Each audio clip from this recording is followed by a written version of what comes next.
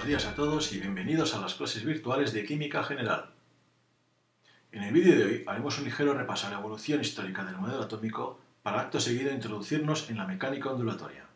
Para ello utilizaremos libros todos ellos presentes en la biblioteca de la facultad, como el Díaz Peña, el Hughie o el Housecroft. En menor medida también utilizaremos otros libros como el Douglas McDaniel y el Gillespie, sin que estos sean en absoluto un listado exhaustivo. Existen otros muchos libros presentes en la biblioteca que pueden ser igualmente útiles para el alumno. Desde el comienzo de los tiempos, el hombre siempre ha intentado conocer el mundo que le rodea, interpretar el porqué de las cosas. Y en consecuencia siempre ha intentado conocer de qué está constituida la materia. Uno de los primeros que aborda la cuestión es Anaxágoras, allá hacia el 500 a.C., quien establece la existencia de partículas, lo que él denomina gérmenes, tal que la materia se compone de esos gérmenes invisibles. En este caso, Anaxágoras no hace distinción entre gérmenes correspondientes a elemento y gérmenes correspondientes a compuestos. Ya hacia el año 400-300 a.C., Demócrito apuesta por una naturaleza compuesta por átomos, tal que los distintos átomos se diferencian entre sí solamente en el tamaño y la forma, siendo el átomo la parte más pequeña en que se puede dividir la materia y que ya no es divisible. Demócrito es el que acuña el término átomo que hoy utilizamos tan comúnmente. Ya en Aristóteles, con una idea un poco más filosófica de la ciencia, habla de que la materia no tiene existencia real, y tenemos que esperar ya hasta los años 1700, 1800, en que Dalton lleva a cabo un tratamiento atómico de la química retomando las ideas de Demócrito y retomando, por lo tanto, el término átomo, pero ya en este caso basado en hechos experimentales, concretamente basados en pesadas. Tal que considera que los átomos son esféricos e indivisibles, pero al igual que ocurría con Anaxágoras, no diferencia entre átomos correspondientes a elementos y átomos correspondientes a compuestos o moléculas. Entre los años 1830 y 1833, Faraday lleva a cabo el estudio de fenómenos de hidrólisis en disolución, poniendo de manifiesto la naturaleza eléctrica del átomo. Esto es importante, dado que si el átomo tiene naturaleza eléctrica, implica que existe una parte positiva y una parte negativa. O lo que es lo mismo, el átomo ya no es indivisible, se puede dividir. Arrhenius estudia la teoría de disociación electrolítica estableciendo la existencia de iones, lo cual pone de manifiesto que además de existir una parte positiva y negativa, esta puede transferirse de unos átomos a otros, dando lugar a la existencia de iones. Arth, en el año 1887, estudia el efecto fotoeléctrico. Mendeleev, en el año 1896, propone una ordenación de los elementos según un novedoso sistema periódico que es muy similar al que usamos hoy día y del que hemos heredado. Y de hecho, tan fiel fue su predicción que se permitió el lujo de dejar determinados huecos para los cuales hizo la predicción en cuanto a peso y propiedades de los elementos que debían de existir. Cuando esos elementos se fueron encontrando, efectivamente, su peso y propiedades coincidían con las predicciones de Mendeleev. Thomson, a finales del siglo XIX, comienzos del XX, identifica las partículas subatómicas, la negativa, electrón, y la positiva, protón. No obstante, en este momento todavía se supone que el átomo está formado por protones y electrones distribuidos de forma más o menos homogénea en el átomo, dando como resultado una estructura compacta. Una lectura más amplia de estos estudios de tubos de descarga podéis encontrarla en cualquier libro de química general, como pueda ser el Babor o el Maham. En el año 1911, Rutherford lleva a cabo su famoso experimento en el cual se bombardea una fina lámina metálica de oro con un haz de partículas alfa, o lo que es lo mismo, núcleos de helio. Como consecuencia de ello, el haz de partículas en su mayoría atraviesan la lámina metálica sufriendo un grado variable de desviación, y algunas de las partículas incluso son rebotadas. Esta sería una ilustración del mismo experimento tomada de la Enciclopedia Británica en su edición del año 2012. Este comportamiento no se corresponde con la concepción que en ese momento se tiene del átomo. Para ello, Rutherford propone un nuevo modelo de átomo. Según su interpretación, si las partículas alfa son capaces de atravesar la materia sin desviación, es porque la materia, en su inmensa mayoría, está vacía. Considera que hay un núcleo donde está concentrado el conjunto de la carga positiva y casi toda la masa. Como es carga positiva, aquellas partículas alfa que pasen cerca de ese núcleo sufrirán la repulsión de otra carga positiva y en consecuencia se desviarán, tanto más cuanto más cerca pasen de ese núcleo. Aquellas que tengan la mala fortuna de colisionar frontalmente serán rebotadas. En cuanto a la carga negativa, esta se distribuye de modo más o menos homogéneo por ese espacio vacío, pero el átomo está básicamente vacío. Evidentemente, el modelo de Rutherford no es perfecto y presenta fallos. Si está considerando un núcleo donde se encuentra el grueso de la masa y la totalidad de la carga positiva, significa que estamos obviando por completo las repulsiones intranucleares. En cuanto a la disposición de la carga negativa en el espacio vacío, se considera un sistema planetario que posteriormente fue refinado por sucesivos investigadores, dando lugar a lo que conocemos como el modelo del átomo de Bohr, con los números cuánticos N, L, M y S. Sin embargo, este modelo sí que acertó al postular la existencia de los neutrones, partículas con la masa del protón, pero sin carga. En este momento son postulados en el año 1911, pero sin evidencia experimental de ello. No es hasta el año 1932 en que Chadwick demuestra la existencia de estos neutrones, dando la razón a Rutherford. Otro fallo que presenta el modelo de Rutherford es que la electrostática nos dice que una carga sometida a una aceleración continuada irradia energía. Eso significa que el total de energía del sistema está disminuyendo. Dado que el sistema no tiene más energía que la energía cinética estaría disminuyendo, por lo tanto disminuiría su velocidad, es decir, la fuerza centrífuga, o lo que es lo mismo. El electrón estaría describiendo una trayectoria en la que progresivamente iría disminuyendo el radio de su órbita, o lo que es lo mismo, describiría una espiral en la que finalmente el electrón acabaría por caer al núcleo, algo que sabemos que no tiene lugar. Estas lagunas que presenta el modelo de Rutherford, junto con una serie de nuevos fenómenos descubiertos a finales del siglo XIX y comienzos del XX y para los cuales la física no tiene explicación, dan lugar a que se cuestione no solo el modelo atómico, sino incluso la propia mecánica clásica, dando lugar al nacimiento de lo que conocemos como mecánica cuántica. El primero de estos nuevos fenómenos es lo que se conoce como radiación del cuerpo negro. Básicamente, cuando sobre un cuerpo hay una radiación incidente, el total de la radiación se divide en radiación reflejada, radiación absorbida y radiación transmitida. Para ello se define el coeficiente de absorción, que es la relación entre la radiación absorbida y el total. Cuando ese coeficiente de absorción es igual a 1, es decir, la totalidad de la radiación es absorbida, decimos que estamos ante un cuerpo negro. La física clásica no tiene una explicación para ella. Es un joven físico alemán, Planck, quien da una explicación estableciendo que la energía absorbida o emitida ya no puede tomar cualquier valor, sino únicamente aquellos que sean múltiplos, enteros, de una unidad mínima a la que denomina cuánto. De ahí deriva el nombre de mecánica cuántica. La energía de una radiación sería la constante de Planck multiplicada por su frecuencia, tal que esa constante de Planck tomaría un valor de 6,62 por 10 a la menos 34 julios multiplicado por segundo, es decir, sistema internacional. Luego ya nos vamos a encontrar con una primera diferencia entre la física clásica y la física cuántica. En la física clásica o mecánica newtoniana, la energía era una variable continua, podía tomar cualquier valor. En la física cuántica o mecánica cuántica, la energía es una variable discontinua, no puede tomar cualquier valor. Se dice, por tanto, que la energía está cuantizada y que solo puede tomar determinados valores. El segundo de estos fenómenos es el llamado efecto fotoeléctrico, consistente en que cuando una radiación electromagnética incide sobre la superficie de un metal, como consecuencia de ello se produce el desprendimiento de electrones. Esto no ocurre para cualquier radiación, sino solamente para aquellas que tengan un valor de frecuencia mínimo, denominado frecuencia umbral. Es el principio en el que se basan las células fotoeléctricas o los sensores de alarma de nuestros días.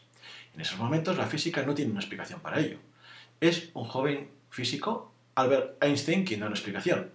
Para ello considera que la luz, además de sus propiedades ondulatorias, se puede considerar constituida por unos corpúsculos de materia a los que él denomina fotones, tal que la energía del fotón es la constante de Planck multiplicado por la frecuencia de la radiación. Es decir, que establece lo que se denomina una dualidad onda-corpúsculo. Por un lado, la luz presenta una serie de fenómenos propios de su naturaleza ondulatoria, presenta fenómenos de difracción y presenta fenómenos de interferencia. Por otro lado, presenta otros fenómenos más propios de una naturaleza corpuscular, efecto fotoeléctrico o la misma direccionalidad de la luz. Como consecuencia, la luz presenta simultáneamente ambos comportamientos. Es una onda y es una partícula. Y determinadas propiedades las interpretaremos como onda y determinadas propiedades las interpretaremos como partícula, según nos interese más. El tercero de estos nuevos fenómenos es el denominado efecto Compton. Básicamente consiste en que cuando una radiación electromagnética de una determinada energía incide sobre un electrón que se encuentra en reposo, la radiación electromagnética sale desviada un cierto ángulo, phi, y con un contenido energético menor, es decir, cambia la frecuencia de la radiación. Y esa diferencia de energía se traduce en que el electrón adquiere una cierta energía cinética, por lo tanto sale desprendido con un ángulo θ. Al nivel de los objetivos del presente curso no merece la pena que profundicemos más en el tema, pero cualquier alumno que lo desee puede echar una ojeada al Alonso Fin, volumen 3, página 14. Seguidamente pasaremos a estudiar algunas de las herramientas que utiliza la mecánica ondulatoria, empezando por la hipótesis de de Broglie. Estamos diciendo que la luz es una radiación, una onda, que en ocasiones se comporta como una partícula, tal y como dice Einstein. Por lo tanto, de su naturaleza corpuscular se desprenderán una serie de propiedades, básicamente su momento lineal y una energía de partícula. la masa por la velocidad al cuadrado. Pero por otro lado, si es una onda, vendrá determinada por una serie de propiedades propias de una onda, entre otras la longitud de onda y la energía de la onda, que será la constante de Planck multiplicada por la frecuencia. La energía que tenga la luz, sea onda o sea partícula, será la misma. Por lo tanto, ambos valores de energía los podemos igualar. Masa por velocidad al cuadrado igual a constante de Planck multiplicada por la frecuencia. De aquí podemos operar y despejar la longitud de onda, que nos queda en función de la constante de Planck dividido por la masa multiplicada por la velocidad. Es decir, la hipótesis de Broglie establece una dualidad onda-corpúsculo, pero que no está limitada únicamente a la luz, sino que es válida para toda partícula en movimiento, estableciendo que cualquier partícula en movimiento lleva asociada una onda. Hemos de tener en cuenta que esta expresión de la longitud de onda implica la constante de Planck. Una constante de Planck que expresada en unidades del sistema internacional adopta el valor de 6,62 por 10 a la menos 34 julios por segundo y en unidades del sistema CGS por 10 a la menos 27. Es decir, que toma valores intrínsecamente muy pequeños. Eso va a tener una serie de implicaciones a la hora de utilizar e interpretar esta ecuación. Por ejemplo, imaginemos que le aplicamos esta ecuación a un electrón, con una masa de 9 por 10 a la menos 31 kilogramos y que se mueva con una velocidad en torno a 10 a la 7 metros segundo. Obtendremos un valor de longitud de onda de 7,35 por 10 a la menos 11 metros, es decir, aproximadamente 0,7 Armstrong. Para que nos hagamos una idea de lo que esto significa, las distancias interatómicas en los enlaces oscilan entre los 1, 2, 3 Armstrong. Por lo tanto, un valor de 0,7 Armstrong es un valor importante y por lo tanto para ese electrón no podremos despreciar su movimiento como onda. Si aplicamos la misma ecuación a un sistema más grande, una locomotora, que pese unas 700 toneladas y se mueva a una velocidad de unos 100 km/h, obtendremos un valor de longitud de onda de 3,15 por 10 a la menos 41 metros. Es decir, 3,15 por 10 a la menos 31 Armstrong para una locomotora. Es decir, un valor que es poco menos que ridículo. ¿Eso qué significa? Significa que el propio valor de la constante de Planck con valores tan pequeños, de 10 a la menos 34 o 10 a la menos 27, dependiendo que estemos hablando de sistema internacional o sistema CGS, implica que a medida que vamos aumentando el tamaño y por lo tanto pasando de sistemas microscópicos a sistemas macroscópicos, el valor de esa longitud de onda va a disminuir y en consecuencia la validez de este principio. Este principio será válido para sistemas microscópicos con valores de energía muy pequeños, constante de Planck muy pequeña. Por otro lado, tenemos el principio de incertidumbre de Heisenberg, que establece la imposibilidad de determinar simultáneamente la posición y el momento, es decir, la velocidad del electrón. O más concretamente, como aparece formulado en los libros, para una partícula dada, el producto de la incertidumbre del momento respecto a una coordenada dada y la incertidumbre en la posición respecto a esa misma coordenada deben ser igual o más grande que la constante de Planck. Es decir, que los errores al determinar la velocidad y la posición están ligados y cuanto más precisión tengamos en una medida, mayor error tendremos en la otra. Si determinamos la velocidad con una gran precisión, no tendremos ni idea de cuál es la posición que ocupa la partícula. Y si determinamos la posición con una gran precisión, no sabremos a qué velocidad se mueve.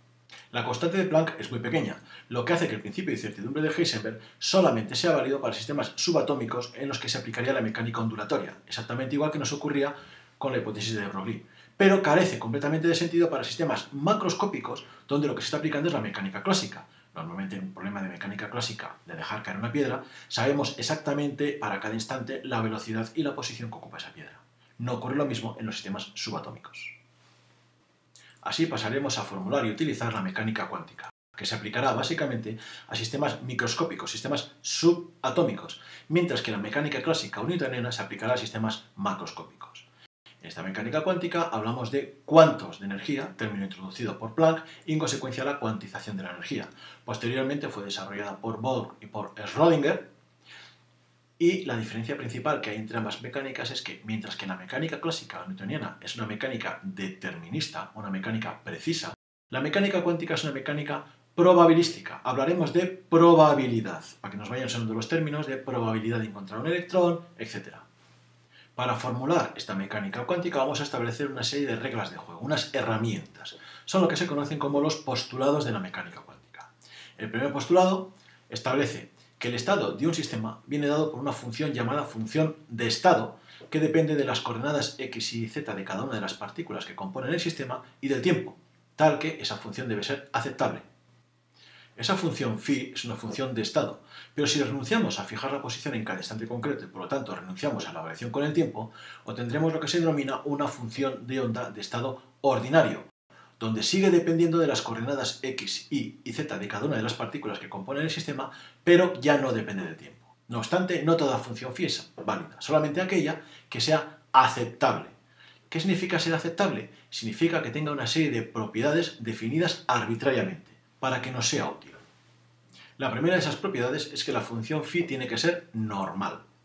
Esto significa que la integral de la función por su conjugada en un elemento diferencial de volumen, cuando el volumen va desde menos hasta más infinito, debe ser igual a la unidad. Imaginemos un elemento diferencial de volumen como un cubo, cuyas dimensiones en el eje x fuese diferencial de x, en el eje y diferencial de y en el eje z diferencial de z. Es decir, eso es un diferencial de volumen que cuando varía de menos a más infinito, es decir, tanto la x como la y como la z varían desde menos hasta más infinito, se nos transforma en la totalidad del espacio. Y la integral de la función por su conjugado tienen nociones de probabilidad. ¿Cuál es la probabilidad de encontrar a la partícula en algún punto de la inmensidad del espacio? El total, el máximo, la unidad. Por consiguiente, esa integral de la función por su conjugado tiene que ser igual a 1, porque la probabilidad, recordemos que la mecánica ondulatoria es una mecánica probabilística, la probabilidad total tiene que ser igual a la unidad. La segunda de esas propiedades es que la función phi tiene que ser uniforme, es decir, que para cualquier valor o conjunto de valores de las coordenadas existe un valor de la función, pero solo uno y nada más que uno. En ese caso, cuando la función phi es normal y es uniforme, decimos que estamos hablando de una función de estado o una función de onda, que son las que nos interesan, las que son aceptables, según el primer postulado. El segundo postulado establece que para cada observable del sistema hay un operador adecuado que produce la propiedad cuando se le aplica la función de onda. Es decir, ¿qué es un observable? Un observable en mecánica ondulatoria es lo que en mecánica clásica llamamos una propiedad, tal que para cada propiedad, por ejemplo la energía, existe un operador A mayúscula, tal que cuando yo le aplique ese operador A mayúscula a la función me devuelve el observable, la propiedad, A pequeña, multiplicada por la función. La pregunta sería, ¿qué es un operador? Un operador no es más que un símbolo de una operación matemática. Un símbolo que por sí solo no significa nada. Simplemente cuando se lo aplicamos a algo, nos devuelve un resultado. Imaginemos, por ejemplo, el término elevar al cuadrado. Es un operador. ¿Qué significa? Nada. Pero cuando yo elevo al cuadrado el 2, me da como resultado 4. Seno. Es un operador matemático. No significa nada. Pero cuando ese operador seno se lo aplico a un ángulo, 30 grados, me da como resultado un medio. O cuando el operador derivada se lo aplico a la función x al cubo, me da como resultado 3x cuadrado por diferencial de x. Muy bien, pues nosotros ahora vamos a tener un operador. En este caso nuestro operador va a ser uno muy concreto, el hamiltoniano, que lo podéis encontrar en los libros abreviado con cualquiera de estos 4 símbolos, aunque yo habitualmente voy a utilizar el de la derecha. Matemáticamente es un poco más complejo, aparece una serie de derivadas parciales en función de x, de y, de z y un potencial también en función de esas mismas coordenadas, además de la constante de Planck, el número pi y la masa de la partícula. Pero básicamente es lo mismo, un operador, tal que cuando ese operador se lo apliquemos a la función, nos va a dar como resultado la energía multiplicada por la función. Muy bien, pues sustituimos el hamiltoniano por esa expresión matemática, simplemente operamos aplicando las derivadas parciales a la función, pasando términos de un lado a otro, y llegamos a una expresión como la que se muestra en el recuadro, que es la que se conoce como ecuación de ondas, o ecuación de Schrödinger, formulada por Schrödinger en el año 1927. Al resolver esta ecuación de ondas, la ecuación de Schrödinger, nos encontramos con que solamente determinados valores de la propiedad del observable, A pequeña, son posibles. Estos valores son los que se denominan valores propios. Del mismo modo, solo determinadas funciones phi son soluciones de la ecuación de onda. Son lo que se denominan funciones propias. Tal que, cuando el sistema se encuentra en un estado propio, a cada valor de la propiedad le corresponde una y solo una función. Y a cada función le corresponde una y solo una valor de la propiedad.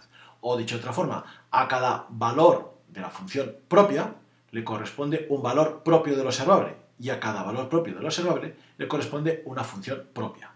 Otra cosa es que numéricamente puede haber varios observables que coincidan. Un ejemplo muy típico. Funciones propias serían, como vamos a ver más adelante, los orbitales atómicos. Y valores propios serían los valores de energía de cada orbital. Cuando llegamos a los orbitales 2p, por ejemplo, tenemos tres funciones, el px, el pi y el pz. Son tres funciones propias. Cada una de esas tres funciones tiene su correspondiente valor propio de la energía. Numéricamente coinciden, y entonces diremos que esas tres funciones propias son degeneradas, porque el valor propio del observable coincide. No quiere decir que un observable se corresponda con tres funciones propias. Quiere decir que hay tres valores propios del observable que numéricamente coinciden. La energía de un observable, la energía del orbital px, se corresponde con una función propia, el orbital px. Y para cada función propia, el orbital px, le corresponde uno solo de los posibles valores propios del observable, la energía del px. En la imagen se muestra la redacción del tercer postulado, pero que podemos intentar explicar de un modo un poco más sencillo. Básicamente lo que viene a decir es que cuando tengamos la ecuación de Rödinger y la apliquemos conociendo, por ejemplo, el valor de una función propia, obtendremos el valor propio del observable asociado a esa función y a la inversa. Por ejemplo, si yo le aplico la ecuación de Rödinger a la función de onda correspondiente a un orbital 2pz, obtendré la energía correspondiente a un orbital 2pz. Y si aplico la ecuación de ondas para la energía del 2pz, obtendré como solución la función de onda correspondiente al orbital 2pz.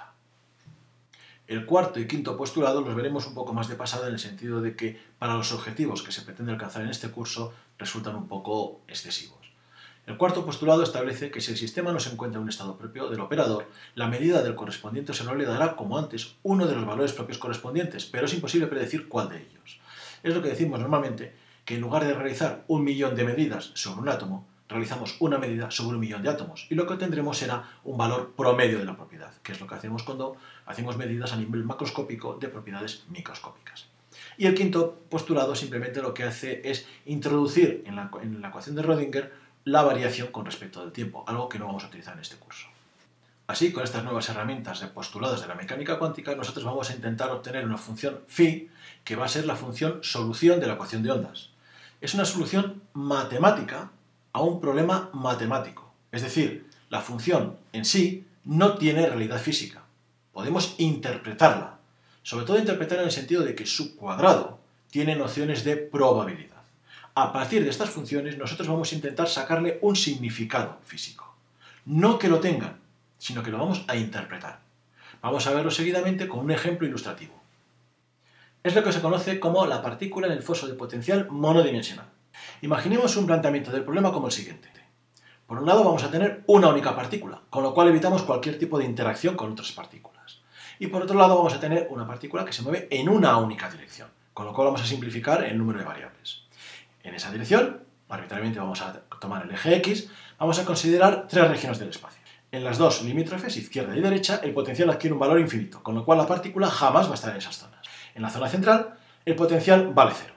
Eso significa que la partícula va a estar confinada en esta región del espacio, donde el potencial vale cero, tal que podrá tomar valores entre x igual a 0 y x igual a a. Podrá tomar valores infinitamente próximos a 0 o infinitamente próximos a a, pero nunca podrá alcanzar estos valores, ni x igual a 0 ni x igual a a. Una vez tenemos ya nuestro planteamiento del problema, en términos de mecánica clásica o mecánica newtoniana, la partícula tendría la misma posibilidad de encontrarse en cualquier punto entre x igual a 0 y x igual a a. En mecánica cuántica el problema ya no es tan sencillo. Para ello, ¿qué es lo que vamos a hacer? Vamos a plantear, como siempre, nuestra ecuación de Rödinger. Hamiltoniano aplicado a la función igual a energía multiplicada por la función. Sustituimos el hamiltoniano por su expresión matemática en la que aquellos términos que dependen de las variables y y z van a desaparecer y el potencial, dado que la zona de operación tiene potencial cero, también va a desaparecer.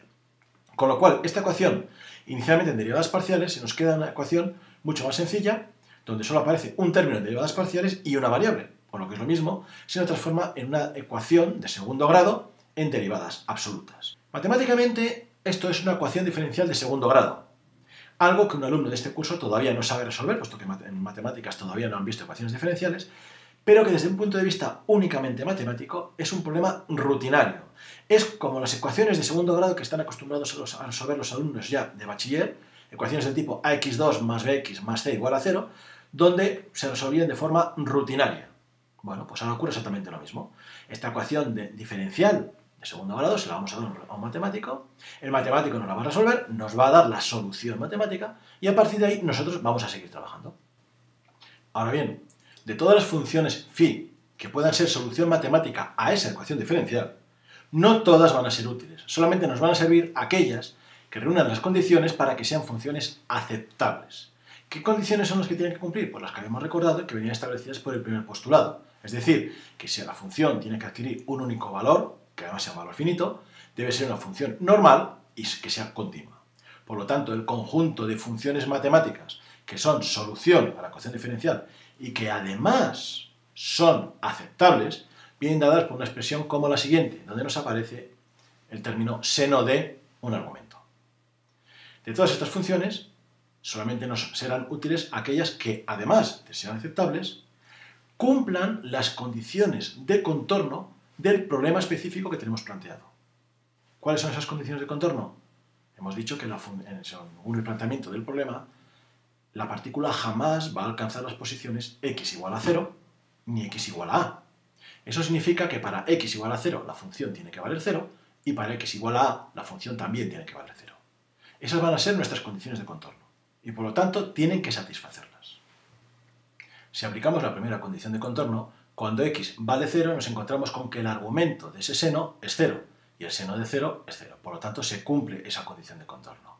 Para ello podemos recordar un poco la trigonometría básica de bachiller. Cuando tenemos un círculo con un radio igual a la unidad, para cualquier ángulo, la proyección en el eje horizontal, en el eje x, daría el valor del coseno y la proyección en el eje vertical daría el valor del seno. Para un ángulo 0, estaría en el eje x, su proyección sobre la vertical es 0. Por eso el ángulo de 0, el seno de 0, es 0. La segunda condición de contorno es cuando x toma el valor de a. Muy bien, si sustituimos en la ecuación, nos encontramos con que raíz de 2 partido a nunca va a ser 0. La única forma de que esa ecuación pueda igualarse a 0 es que el seno de ese ángulo valga 0. Para ello, el argumento de ese seno tiene que tomar un valor de 180, 360 grados, o si hablamos en términos de pi, dado que una circunferencia tiene 360 grados o también 2pi radianes, pues cuando el argumento valga pi, 2pi, 3pi o en general n veces pi, siendo n un número entero, positivo, distinto de 0. Qué curioso, algo parecido a lo que llamamos números cuánticos, solo que ahora nos viene impuesto por la propia solución de la ecuación diferencial. A partir de esta ecuación nosotros podemos elevar al cuadrado y despejar la energía. En esta ecuación de la energía podemos englobar todos los términos que son constantes, como la constante plana al cuadrado, 8 que es un número, la masa de la partícula o las dimensiones del foso de potencial dados por a al cuadrado, todo ello en una constante que vamos a llamar genéricamente c, tal que la energía puede tomar valores de, cuando n valga 1, c, cuando n valga 2, 4c, cuando n valga 3, 9c y así sucesivamente. Esta energía ya no va a tomar cualquier valor, solamente va a poder tomar determinados valores. Viene cuantizada por el valor de n al cuadrado. Esta expresión matemática de la energía la podemos reintroducir en la ecuación inicial y seguir calculando. Una vez realizada la sustitución de la energía por el valor numérico obtenido antes, simplificamos y llegamos a una expresión matemática del conjunto de funciones que son solución matemática a la ecuación diferencial, que además son aceptables y que además van a cumplir las condiciones de contorno de nuestro problema concreto. Las de antes, había muchas que no cumplían la condición de contorno. Ahora sí. Esta colección de funciones es una colección mucho más restringida y es la que vamos a tomar como solución. A partir de ella vamos a interpretar estos resultados. Todas las funciones incluidas en esta familia cumplen no solo las condiciones de normalidad, continuidad y uniformidad, sino además las condiciones de contorno, es decir, para x igual a 0 y x igual a a, la función vale 0. Muy bien, vamos a proceder entonces ahora a estudiar esta función y ver el significado que podemos sacar de ella.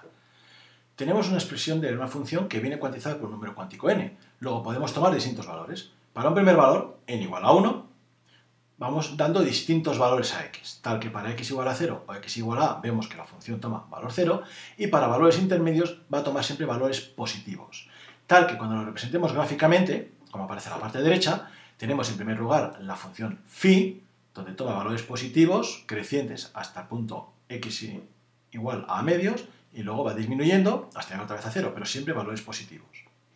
En la gráfica que aparece más a la derecha representaremos el cuadrado de la función, que recordemos tiene nociones de probabilidad, tal que, como la función siempre es positiva, su cuadrado siempre va a ser positivo. Interpretamos esto diciendo, en términos de probabilidad, que la función, o mejor dicho, la partícula viene descrita por una función tal que el máximo de probabilidad de encontrar la partícula para el nivel n igual a 1, para la función en la que n vale 1, es el punto medio. A medida que nos vamos alejando, la probabilidad de encontrar a la partícula va disminuyendo. Por otro lado, tendremos otra función distinta en el caso ya de que n valga 2. Para x igual a 0, x igual a o x igual a medios, la función valdrá 0. Entre x igual a 0 y x a medios la función toma signo positivo, entre x igual a medios y x igual a la función toma signo negativo. Cuando representamos su cuadrado, lo que aparece a la parte derecha, que la función tome signo positivo o signo negativo, su cuadrado siempre va a ser positivo. Esto significa, en términos de probabilidad, que la partícula va a venir descrita por una función tal que habrá dos puntos de máxima probabilidad correspondientes a a cuartos y a 3 cuartos. Y aquellos puntos donde la función se hacía 0, en este caso x igual a 0, x igual a y x igual a medios, la función tomará 0 y su cuadrado tomará también valor de 0. Probabilidad nula. En el caso de que cojamos la función con n igual a 3, tendremos tres zonas, zona positiva, negativa y positiva, que elevado al cuadrado nos dará 3 zonas de máxima probabilidad con 4 zonas de mínima probabilidad, o probabilidad nula en este caso, y que llamaremos nodos. Y a medida que n vaya aumentando, el número de máximos irá aumentando y el número de nodos también. En el caso de la partícula en el foso de potencial monodimensional, hemos obtenido una ecuación en la que nos aparecía un número cuántico, n, y las dimensiones de la caja, o del foso de potencial, a al cuadrado. Si hacemos lo mismo con un foso de potencial tridimensional, matemáticamente se nos va a complicar. Conceptualmente es exactamente lo mismo. Simplemente la expresión que obtendremos de la energía, en lugar de variar con las dimensiones de la caja en el eje x, a al cuadrado, nos variará con las dimensiones de la caja en los tres ejes, x, y z, o lo que es lo mismo, a al cuadrado, b al cuadrado y c al cuadrado. Y en vez de tener un único número cuántico, tendremos tres posibles números cuánticos, uno respecto del eje x, otro respecto del eje y y otro respecto del eje z, pero con significados equivalentes. Vemos pues que entre las soluciones dadas para el mismo problema por la mecánica clásica y las dadas por la mecánica cuántica hay una diferencia. En la mecánica clásica, todos los puntos tienen la misma probabilidad de encontrar a la partícula. En mecánica cuántica, hay puntos donde la probabilidad de encontrar a la partícula es máxima y puntos donde la probabilidad de encontrar a la partícula es nula. Y además, el número y posición de esos puntos, tanto de máxima como de mínima probabilidad, dependen del valor que vaya tomando n. ¿Qué ocurre cuando n va creciendo y va tomando valores suficientemente grandes? El número de máximos va aumentando y llegará un punto en que cuando n sea lo suficientemente grande, habrá un número lo suficientemente grande de máximos y estarán todos tan juntos que el sistema se comportará como si fuera, no que lo sea, sino como si fuera un continuo. Es decir, que se correspondería con un estado clásico del sistema. Esto es lo que se conoce como principio de correspondencia. Ambas mecánicas, en el límite de su campo de aplicación, conducen a resultados concordantes, que no es lo mismo que decir resultados iguales. Si la mecánica cuántica, planteada para sistemas microscópicos, la aplico para valores de n suficientemente grandes, estamos hablando ya de un sistema microscópico que está alcanzando el límite de lo que podemos llamar microscópico, que es casi macroscópico, y de hecho se comporta como si fuera un macroscópico, como si le aplicásemos la mecánica clásica. En el análisis que hemos hecho antes de la función que obteníamos como solución para el foso de potencial, para el caso de n igual a 2, decíamos que la función, su cuadrado, tenía un nodo, donde el cuadrado de la función se hacía 0, y la función tenía dos máximos de probabilidad, uno situado a la izquierda y otro situado a la derecha, con el nodo en el medio. La pregunta sería, ¿cómo hace la partícula para pasar de un máximo a otro máximo sin pasar por el punto medio? ¿Y cómo puede hacer la partícula para estar en los dos máximos al mismo tiempo? Si lo pensamos, es un poco la misma situación que ocurre con un electrón que se encuentra en un orbital pz. El electrón puede estar en el lóbulo superior, puede estar en el lóbulo inferior, puede pasar de uno a otro, pero no puede pasar por el centro. y puede estar en los dos lóbulos al mismo tiempo. ¿Cómo es eso posible? Esta es una cuestión que queda para que el alumno piense y razone en casa. Una pista. Si intenta resolverlo pensando con términos de mecánica clásica, no encontrará la solución. Tiene que pensar en términos de mecánica cuántica. Retomando la expresión de la energía que habíamos obtenido para la partícula en el foso de potencial monodimensional, veíamos que la energía nos aparecía cuantizada en función de un número cuántico n al cuadrado, tal que, en función del valor de ese n, 1, 2, 3 o 4, la energía podía tomar valores de 1C, 4C, 9C, 16C y así sucesivamente. Pero además tenemos otra diferencia. En mecánica cuántica, el nivel de energía igual a 0 no está permitido. Pensemos por un momento. Estamos hablando de una partícula que se mueve en una región donde el potencial vale 0.